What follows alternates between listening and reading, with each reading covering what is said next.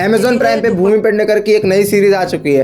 क्या ये आपका टाइम और समय डिजर्व करती है? दोनों सेम बातें हैं। तो बात करते हैं। दलदल एक क्राइम थ्रिलर बोल सकते हो या फिर मर्डर मिस्ट्री टाइप की, जिसमें किलर आपको जल्दी रिवील कर दिया जाता है, जो कि एक नेगेटिव पॉइंट है, आगे बात करेंगे।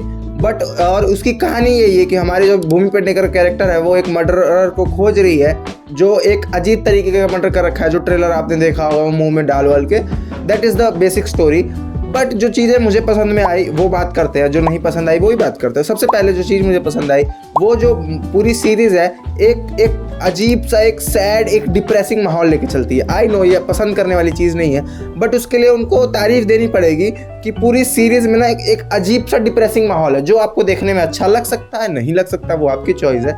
बट हाँ, वो पूरी एक सीरीज़ में ना एक फनी टोन मतलब नहीं है बेसिकली, मतलब इट इज़ डिप्रेसिंग, मतलब उसका जो सटल टोन है वो पूरा डिप्रेसिंग है। तो भूमि पेडनेकर का जो पूरा कैरेक्टर है वो एक डिप्रेस्ड सा टोन लेके चलता है throughout the movie series.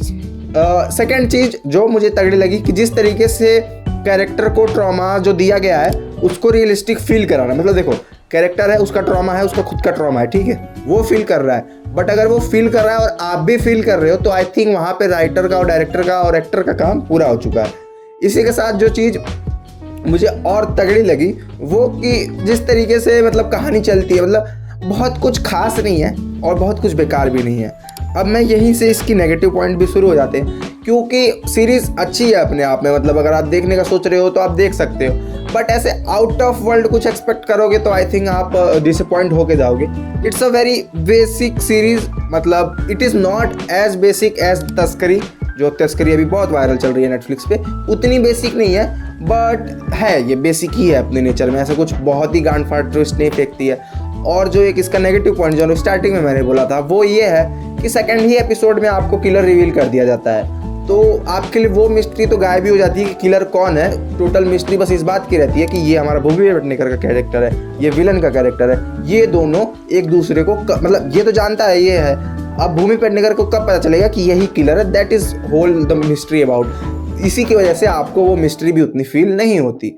Only reason मैं ये पूरी सीरीज़ देख पाया, और मैं थोड़ा बहुत आपको रिकमेंड भी कर सकता हूँ कि जब मैं पूरी सीरीज़ बैठ के देखा तो आई वॉज सेटिस्फाइड। मतलब जिस तरीके का वो एक ड्रामा बिल्ड करा गया था, वो जो चीज़ें बिल्ड करी गई थी, वो सब देख के आपको अच्छा ही फील होता है, मतलब कह सकते हैं।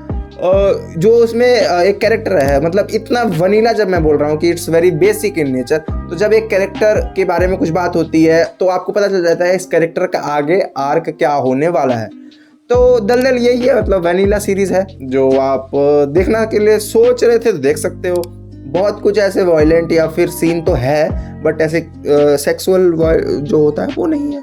So it's a very basic, I think family के साथ अगर वायलेंस चलता है तो कहीं कहीं है, तो यू कैन वॉच, मतलब गोरी उतना भी नहीं है। तो हाँ, एक 7 एपिसोड की छोटी सी सीरीज है, मतलब 4-4.5 घंटे में खत्म कर दोगे। बाकी देख लो यार, 2 एपिसोड बैठ के देखो, तुम्हें अपने आप समझ में आ जाएगी टोन इसकी।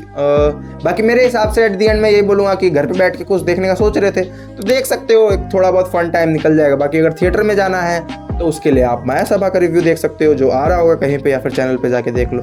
बाकी ठीक है, मिलते हैं अगले रिव्यू या फिर मूवीज़ के साथ, तब तक के लिए ठीक है, धन्यवाद।